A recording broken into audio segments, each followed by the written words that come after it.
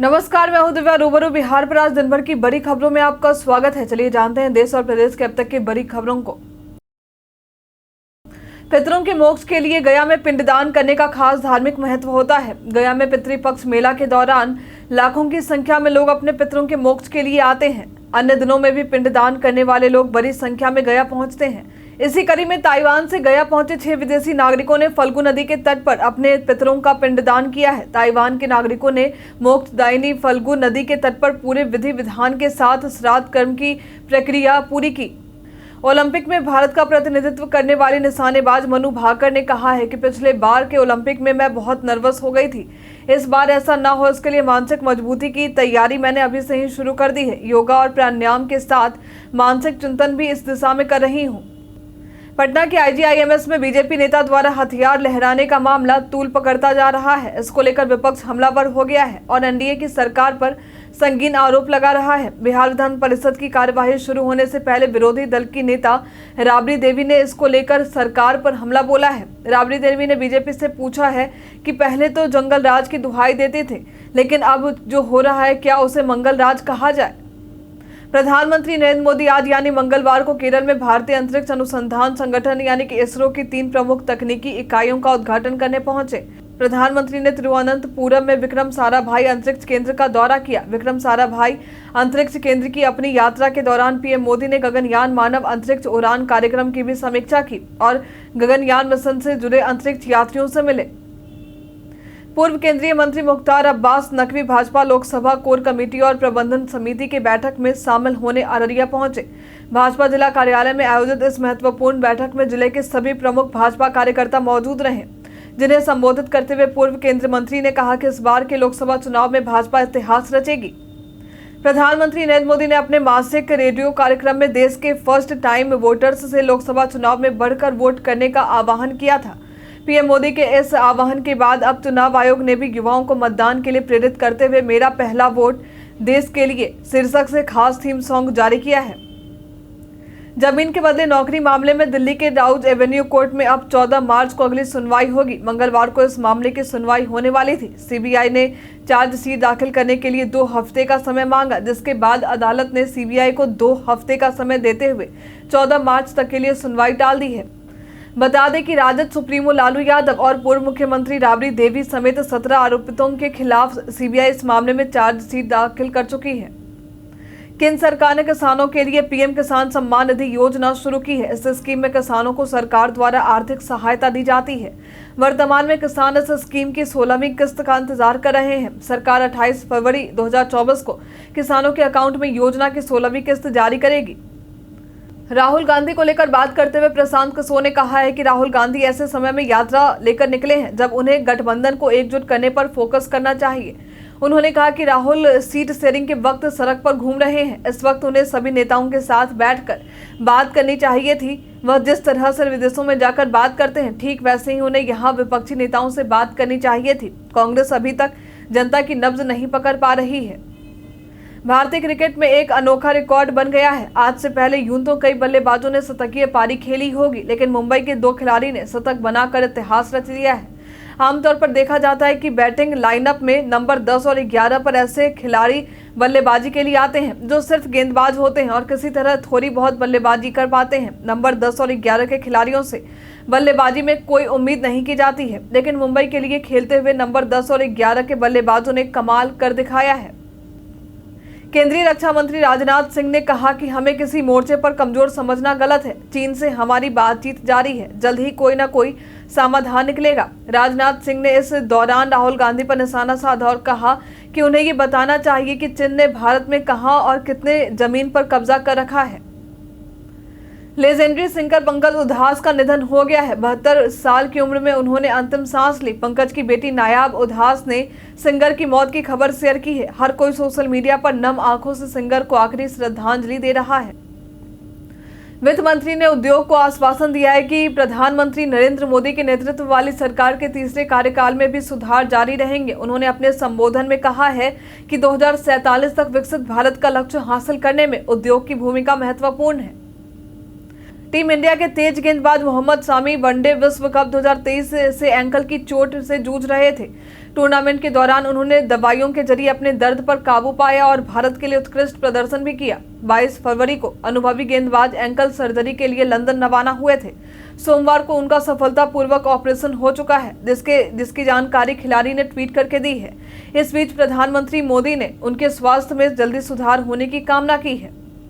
Crypto currency के निवेशकों के लिए अच्छी खबर है और इसके दाम में जोरदार उछाल आ गया है। दुनिया की सबसे पॉपुलर क्रिप्टो करेंसी बिटकॉइन के दाम 27 फरवरी को $56,000 पर आ गए हैं और ये 26 महीने यानी 2 साल 2 महीनों के बाद देखा गया है। पिछली बार ये लेवल दिसंबर 2021 में देखे गए थे, जबकि इससे पिछले महीने यानी नवंबर 2021 के दौरान बिटकॉइन अपने ऑल टाइम हाई $69,000 के रेट पर पहुंचा था। द प्रेस इन्फॉर्मेशन ब्यूरो यानी कि PIB की ओर से रेलवे प्रोटेक्शन फोर्स में कांस्टेबल एवं सब इंस्पेक्टर भर्ती के लिए जारी नोटिफिकेशन को फेक बताया गया है। प्राप्त जानकारी के अनुसार रेलवे की ओर से ऐसी किसी भी की भर्ती के लिए नोटिफिकेशन जारी नहीं किया गया है। ज्ञात हो कि कल RPF में 4,660 कांस्टेबल एवं SI के पदों पर भर्ती के लिए नोटिफिकेशन रिलीज किया गया था। मालदीव और भारत के बीच चल रहे तनाव के बीच एक बार फिर भारत को बड़ी कूटनीतिक जीत मिली है। मालदीव के रक्षा मंत्रालय ने भारतीय पायलट को मालदीव में हेलीकॉप्टर उड़ाने की मंजूरी दी है। मालदीव के इस फैसले से चीन के चिढ़ने की उम्मीद जताई जा रही है, क्योंकि चीन भारत के साथ मालदीव के संबंध को खत्म करना चाहता है।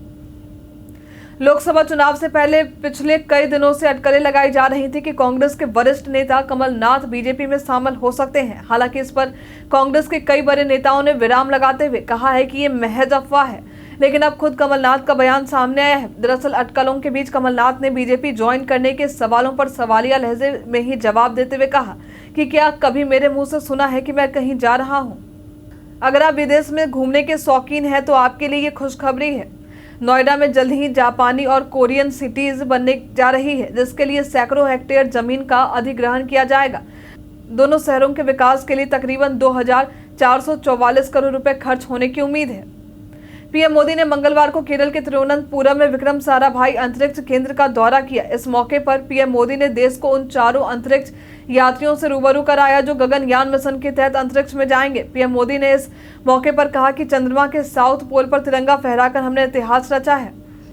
आज शिव शक्ति पॉइंट पूरी दुनिया को भारत के सामर्थ्य में परिचित करा रहा है। अब विक्रम साराभाई स्पेस सेंटर में हम सभी एक और ऐतिहासिक सफर के साक्षी बन रहे हैं। दिल्ली में आबकारी नीति से जुड़े कथित मनी लॉन्ड्रिंग मामले में प्रवर्तन निदेशालय यानी ईडी ने मुख्यमंत्री अरविंद केजरीवाल के खिलाफ एक बार फिर से समन जारी किया है। ईडी ने इस बार उन्हें 4 मार्च को एजेंसी के दिल्ली स्थित मुख्यालय में पूछताछ के लिए तलब किया है। इससे पहले ईडी के 7वें समन को दरकिनार करते हुए सीएम केजरीवाल ने सोमवार को कहा था कि अगर अदालत इस संबंध में आदेश जारी करेगी तो वे ईडी के समक्ष पेश होंगे। अपनी शादी के लिए लोगों के तरह तरह के सपने होते हैं। कोई डेस्टिनेशन वेडिंग करना चाहता है तो कोई पारंपरिक शादी करने वालों की भी कोई कमी नहीं है। सोशल मीडिया पर एक शादी का वीडियो वायरल हो रहा। ये शादी बर्फ के बीच हो रही है, जिसमें चारों तरफ बर्फ ही बर्फ दिखाई दे रहे हैं और एक जगह मंडप लगा हुआ है और कुछ मेहमान दिखाई दे रहे हैं। बताया गया है कि गुजरात के कपल ने हिमाचल प्रदेश के स्पीति में शादी की है। जिस वक्त शादी हो रही थी उस वक्त वहां का तापमान लगभग -25 डिग्री सेल्सियस था। Steel authority of India limited ने अपनी आधिकारिक वेबसाइट पर 314 ऑपरेटर सह तकनीशियन पदों के लिए भर्ती अधिसूचना जारी की है। उपरोक्त भर्ती के लिए आवेदन प्रक्रिया आधिकारिक वेबसाइट पर 22 फरवरी से शुरू हो गई है और ऑनलाइन आवेदन फॉर्म जमा करने की अंतिम तिथि 18 मार्च 2024 है। योग्य और पात्र उम्मीदवार आधिकारिक वेबसाइट sail.co.in पर जाकर पदों के लिए आवेदन कर सकते हैं। केंद्रीय मंत्री प्रहलाद जोशी ने कहा है कि केंद्रीय मंत्री निर्मला सीतारमण और एस जयशंकर लोकसभा चुनाव लड़ेंगे। हालांकि वो कर्नाटक या किसी दूसरे राज्य से चुनाव लड़ेंगे ये फिलहाल तय नहीं हुआ है। ये पूछे जाने पर कि क्या बेंगलोर से चुनाव लड़ेंगे, इसके जवाब में उन्होंने कहा कि फिलहाल इस बारे में कोई फैसला नहीं किया गया है। ऐसे में वो इस बारे में कुछ नहीं कह सकते हैं। संयुक्त अरब अमीरात में लाखों की संख्या में भारतीय रहते हैं। यहाँ की जेलों में भी कई भारतीय कैद हैं। ये कैदी कथित जासूसी, अवैध आव्रजन और अन्य कारणों से वर्षों से जेलों में बंद हैं। एक भारतीय व्यवसायी ने यूएई के जेलों में बंद कैदियों को छुड़ाने का बीड़ा उठाया है। दरअसल फिरोज मर्चेंट नाम के चर्चित व्यवसायी ने रमजान के पवित्र महीने से पहले 900 लोगों को कैद से छुड़ाने के लिए 2.25 करोड़ रुपए का दान दिया है।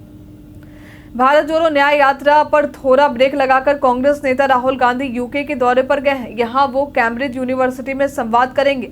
अपनी यूपी यात्रा के दौरान भी राहुल गांधी ने छात्रों से बातचीत की और युवाओं के मुद्दे उठाए। इस बीच मंगलवार को Rahul Gandhi social media site x पर एक पोस्ट कर पीएम मोदी पर निशाना साधा है। उन्होंने कहा कि मोदी सरकार देश के भविष्य यानी युवाओं की दुश्मन बन गई है। बेंगलुरु स्थित फूड और ग्रोसरी डिलीवरी ऐप स्विगी ने अपना रजिस्टर्ड नाम बदल दिया है। स्विगी इंस्टामार्ट ब्रांड के तहत ग्रोसरी डिस्ट्रीब्यूट करती है। स्विगी एंड जोमेटो एक ही कारोबारी रास्ते पर है। स्विगी इस साल अपना आईपीओ लाने की तैयारी कर रही है। जोमेटो की लिस्टिंग में से स्विगी को काफी कुछ समझने में मदद मिली है। दुनिया भर के एंड्रॉयड स्मार्टफोन की प्रोसेसर बनाने वाली कंपनी क्वालकॉम भारतीय मोबाइल मार्केट को हिला देने वाले प्रोजेक्ट पर काम कर रही है। कंपनी ऐसे स्मार्टफोन बाजार में उतार सकती है जो 5G पर चलेगा और इसकी कीमत $99 से कम हो सकती है। $99 का मतलब है लगभग 8,000 रुपए। मनी कंट्रोल की रिपोर्ट के मुताबिक इस स्मार्टफोन को इसी वर्ष के अंत तक पेश किया जा सकता है। राज्यसभा चुनाव के बीच समाजवादी पार्टी को एक और बड़ा झटका लगा है। मुख्य सचेतक पद से इस्तीफा देने वाले मनोज पांडे के साथ 3 और विधायक बागी हो गए हैं। बताया जा रहा है कि कुल 6 विधायकों ने भाजपा प्रत्याशी का समर्थन किया है। पतंजलि आयुर्वेद के विज्ञापनों के खिलाफ सुप्रीम कोर्ट ने बड़ा कदम उठाया है। सुप्रीम कोर्ट ने पतंजलि और बालकृष्ण को अवमानना नोटिस जारी किया है। कोर्ट ने बीमारियों के इलाज पर भ्रामक विज्ञापनों पर जवाब मांगा है। कोर्ट ने पूछा है कि क्यों न उनके खिलाफ कार्रवाई की जाए। सुप्रीम कोर्ट ने विज्ञापनों में छपे फोटो के आधार पर नोटिस जारी किया है। अब बढ़ते हैं आज के सवाल की ओर। आज का सवाल है, प्रसिद्ध संगीतकार पंकज उधास का कौन सा गाना आपको सबसे अधिक पसंद है? आप अपना जवाब हमें हमारे कमेंट सेक्शन बॉक्स में लिखकर जरूर बताएं। आज के लिए इतना ही। हमारे साथ बने रहने के लिए आपका धन्यवाद।